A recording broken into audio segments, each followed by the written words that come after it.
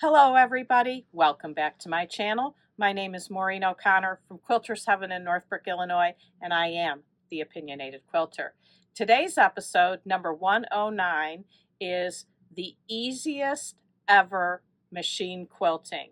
You'll think it's free motion. It's not. But before we get to that, I'd like to first thank Connie S.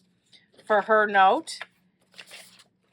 And she sent a picture of the world's greatest scrap quilt that she made. I know you can't see it very well. We're going to put an image up on the screen. But she did exactly what I preach. Use what you have. She had 3.5-inch strips. So she made a block size that I didn't even put in the pattern. So if you have the pattern, grab it now and add this 12-inch block to your possibilities of in the collection. So the 3.5-inch strips that Connie S. had makes a 12-inch finished block. So many of you will already know this, but for those who don't, here are the numbers.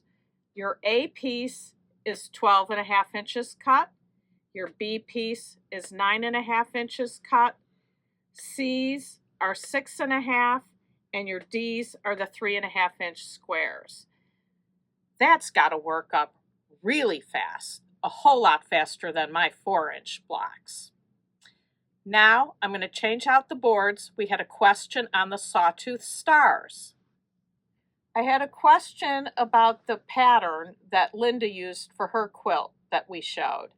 And it is from the big book of star-studded quilts from Martingale. Now remember, Martingale went out of business, so even though this was a newer title, 2020, I can't get it from any of my distributors. I did find it on Amazon, but let's be real, you don't really need a pattern. It's a Sawtooth star, and the pattern in the book was such that there was an 8-inch Sawtooth star, 4-inch, 8-inch, 4-inch, and you can make it as big as you want. This is all the background. And if you recall, I rejected it because it had too much background. And actually, when I drew this out, you can really see it now in black and white. It's a 50-50 split between using your scraps and your background. These two pieces of background equal this star. This piece of background equals these two stars, and same thing over here as the first. These two background pieces equal this star. So for me, I'm not using this pattern for a Sawtooth star quilt. When I get mine done, I will show you. But I got a question on the sizes of the Sawtooth stars. I gave you the 4s and the 8s that were in the pattern in that episode. Let's show you how to switch it to other sizes. The Sawtooth star block is made up of 9 pieces. It's 4 corner squares, it's 4 flying geese, and a center square. So to determine how big your pieces have to be, first, know what size block you want to make. Like I said, I've given you the 8s and the 4s. I'm showing you here a 12. So the center square will be half the size of the block. So if the block is going to be 12, the center square will be finished 6, which would be cut 6.5. Your corner squares are a quarter size of the block. So for a 12-inch block, these will be 3 inches at cut 3.5. Your flying geese are a combo of those two numbers. It's half the size of the block by a quarter size of the block. Remember, flying geese are always, the width is twice the height. So the height here would be 3, matching the 3 square here, and 6 here for the center square.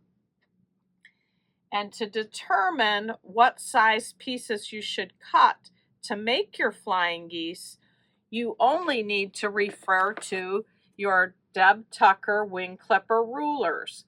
They give you all the sizes in both the most common size. The wing clipper 1 has a chart, gives you all the numbers you need.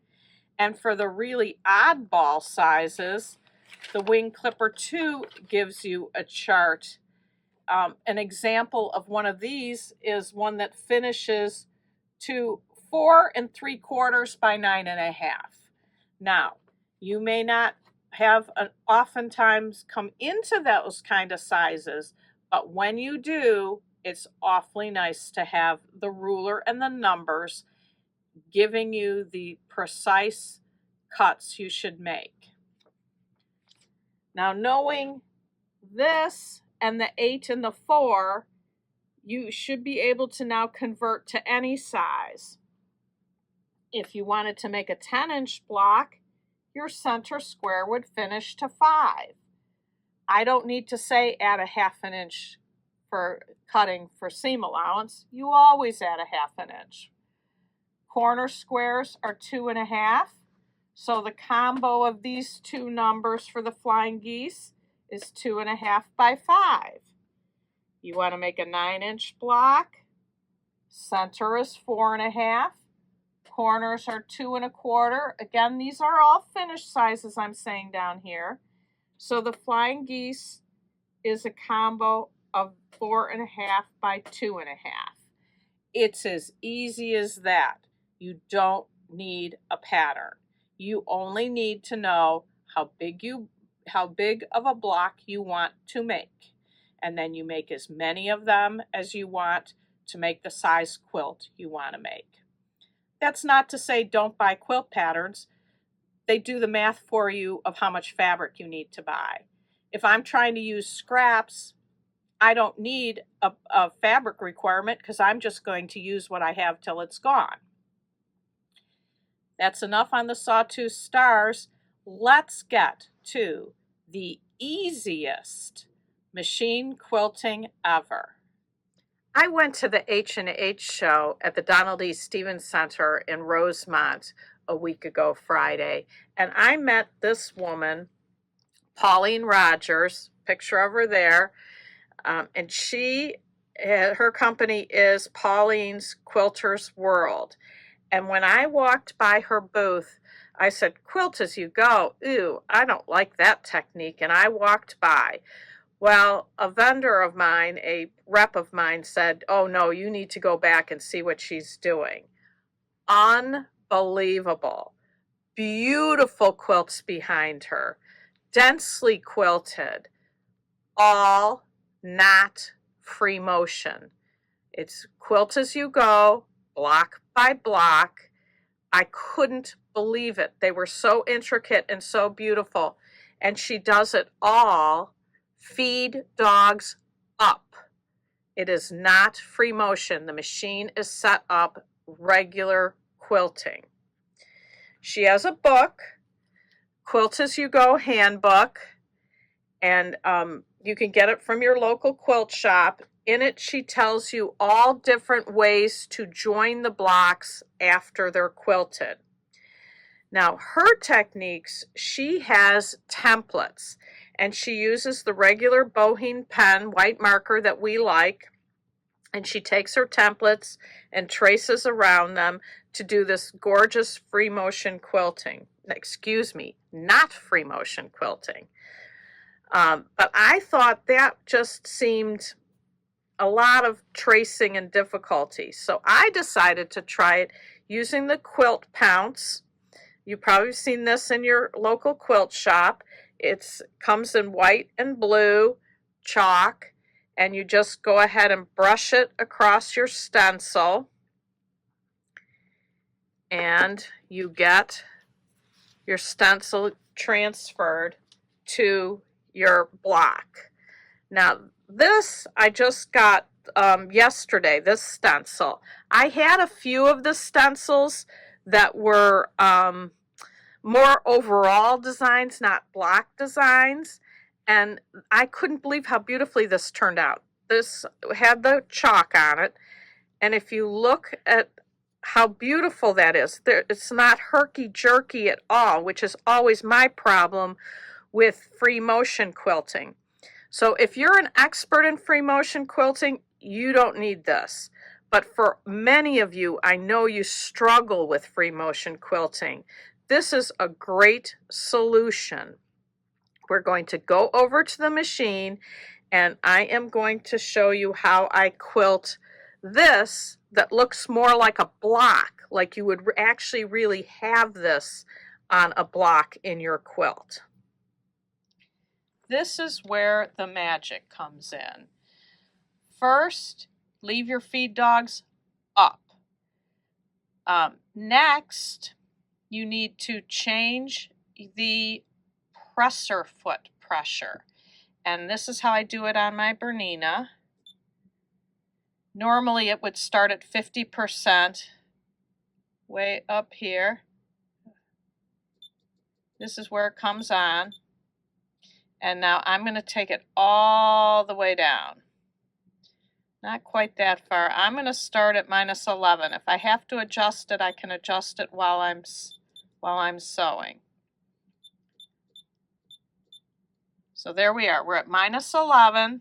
I have the 97 D foot on, but I have disengaged the dual feed. You do not want the dual feed on. Pauline likes the number 20 foot, the open toe foot. I tried that. It works. I liked the 97 better because I can follow the line better in the 97 foot. Now, let me show you how easy it is. Okay, I've got the square of fabric with the chalk mark on it, and I put my needle down. I want to stop and needle down, and I'm just going to slowly, I turned the knob on my speed down, and I'm going to go slow and gentle to make those beautiful curves. It tied off there. If you were entering a contest, you would not have needle tie-offs.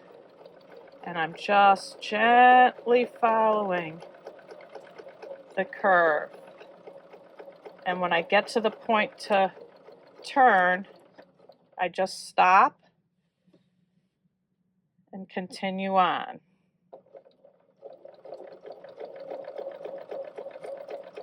And the whole thing is just gentle, slow, so you don't get herky-jerky movements.